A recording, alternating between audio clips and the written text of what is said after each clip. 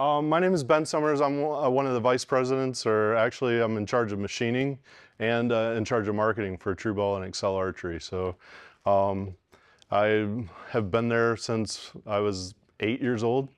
It's my family business. I have a brother and sister who also manage the company with me. So we do a lot of different things. Good to see you here.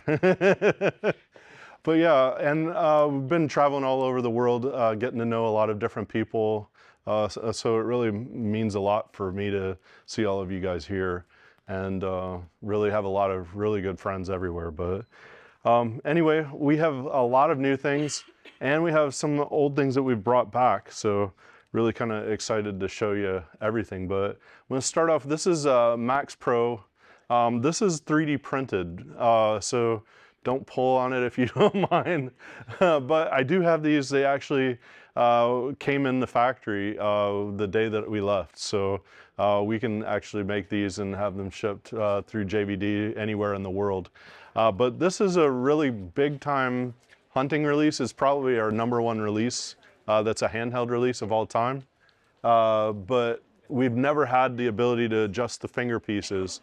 And if you know anything about our releases, we have a patent on these radially adjusted finger pieces here. They move forward and backward 15 degrees either way, so 30 different degrees of adjustment, so you can kind of fit your hand in that axis adjustment that way. But really, really easy release. This is a great one if you guys have anybody that's starting out and just needs to be able to try something for a pretty decent price. We have this, it's the #1 Chinese counterfeited product that we make.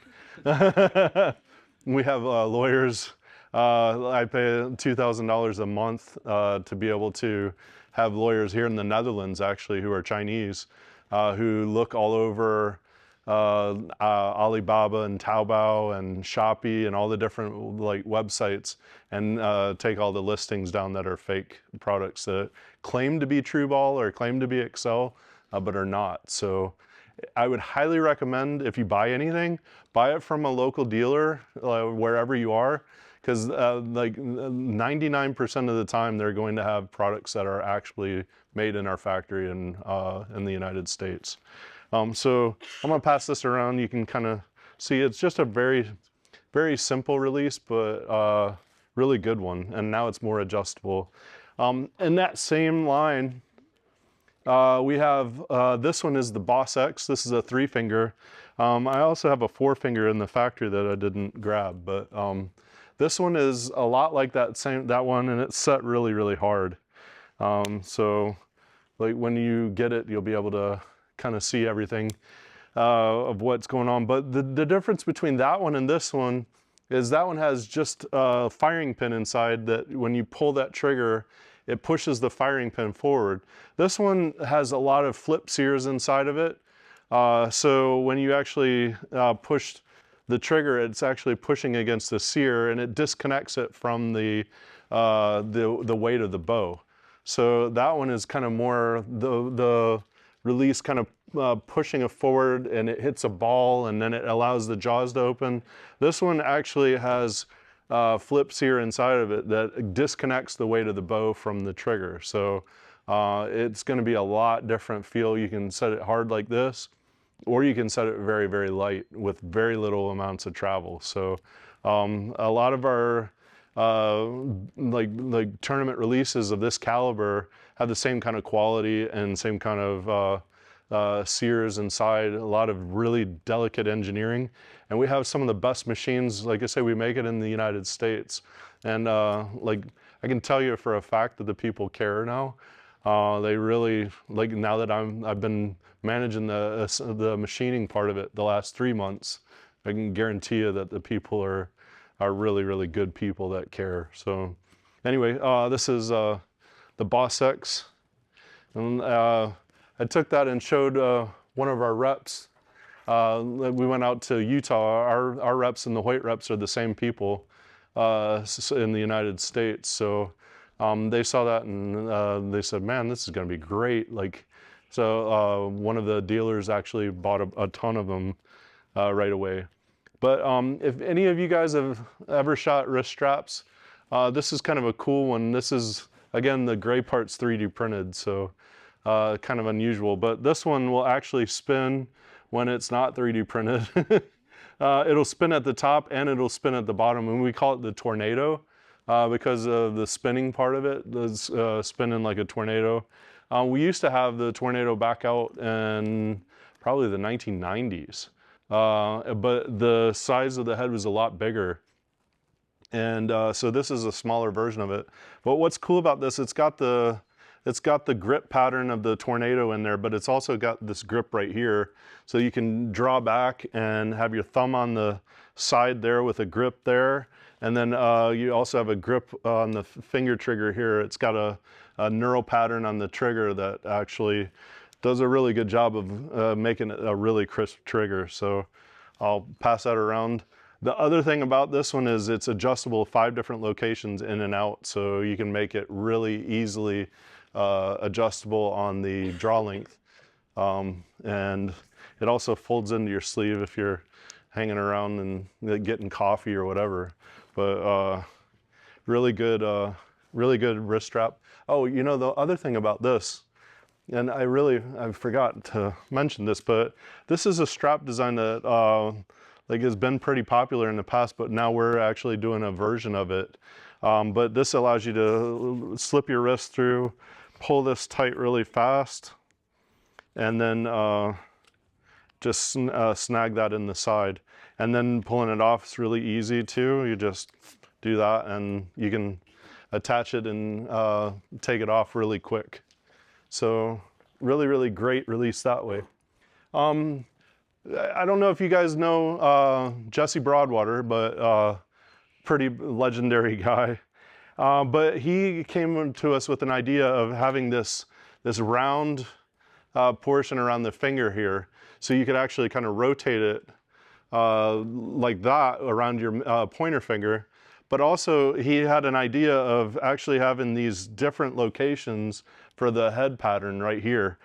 So you can actually move the head forward or backwards. And we have a video that shows the different head locations, but like if you have it set in one location, it'll be forward so that you can get a lot more, it'll go really quickly.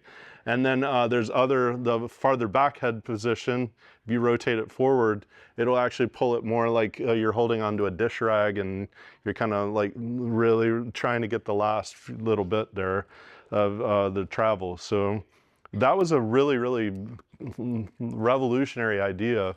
And then we've added since the flex piece on the back, so you can radially adjust that trigger to fit your hand. But then one of the other cool things that Jesse thought up, or basically was this tool. He wanted an onboard adjustment is what he called it, but wanted the tool to actually be on the release so that you could actually adjust the travel here and then adjust the head position, adjust the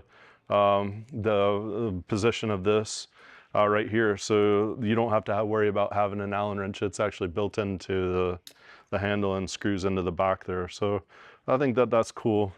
But the other thing that makes this one new is that we've had the adjustability after the click. So it's called the AC, or after click, or adjustable click.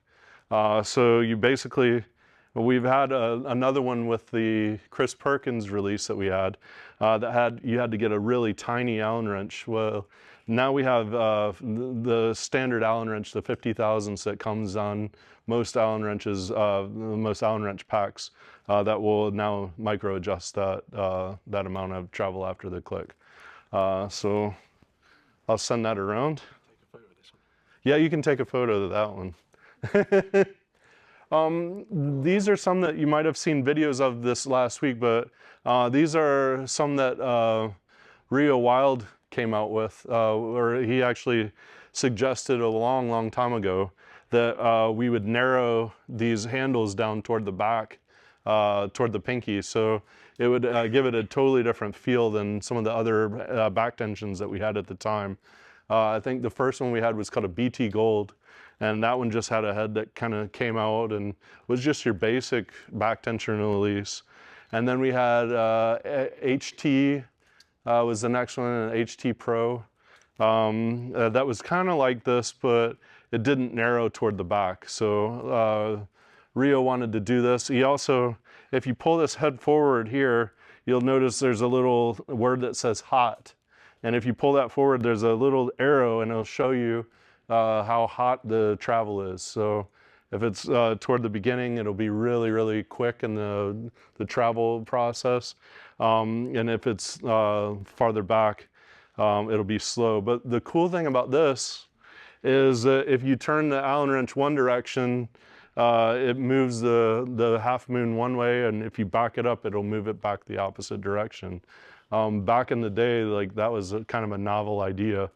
So you had to actually push a screw up against the half moon, and it would kind of like want to find the same place every time because it would just kind of push pressure against that. So the thing that makes these cool is that they're Cerakote. So we've had a lot of like different variations. We had all brass. This is still all brass, and if you look at the engraving, it looks gold, but it's actually just shooting the laser through that Cerakoting, and actually what you're seeing there is the base material of brass.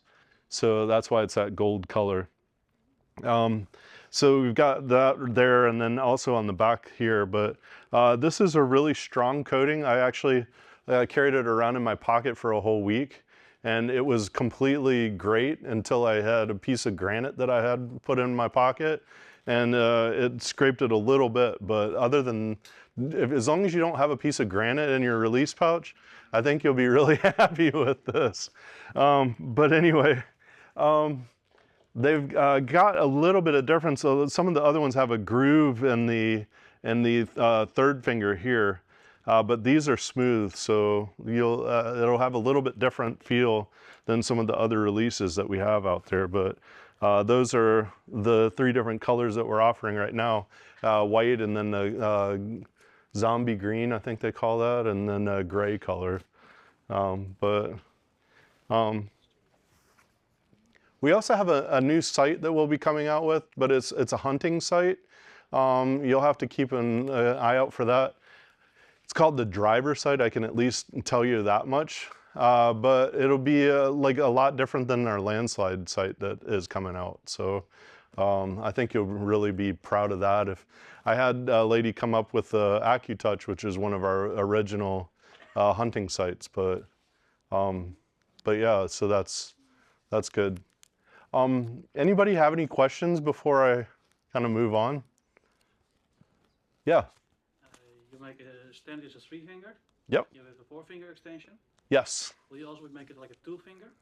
Like we've always kind of figured that people could use that as a 2-finger. So we've never have, but like I have had people ask for that kind of thing, and yeah. Like I think we probably should do something like that in the near-term future, just to kind of make it smoother. But like you said, you can remove the finger, but then you have it's kind of sharp. Ridge. Yeah, yeah, I understand. Yeah, but I'll take that back to the people. Yeah. Yeah. Anybody else have any questions? On that fulcrum, yeah. The head's got a magnet in it as well to keep the hook. It is. It does have the magnet in the head as well. Yeah. So they've got some kind of rare earth magnet that I'm not exactly sure where they get it from. It's pretty cool. I can basically, I can brag a little bit about JVD. They are a very, very great company for a manufacturer to work with. From our standpoint, they really care about their dealers. They care about like making sure that they have the best quality things, and making sure that everything is there on time. We've had issues trying to get things in stock 2 years ago. During COVID, it was kind of difficult, but we're back up to speed, I would say, right now, and can get things fairly quickly. But I just want to do a little bit of bragging on JVD, and just say what kind of a great company they are to deal with from our standpoint. And just, you can look outside and see like what they're doing to give back to the sport. And I think this tournament, like what I see, is just really encouraging because it's really, I think, going to build up archery across the entire continent and into the whole world. I've seen people here from South America and Asia and everywhere. So it's really, really cool. And just be thankful for what you have, I would say. It's a big deal. So.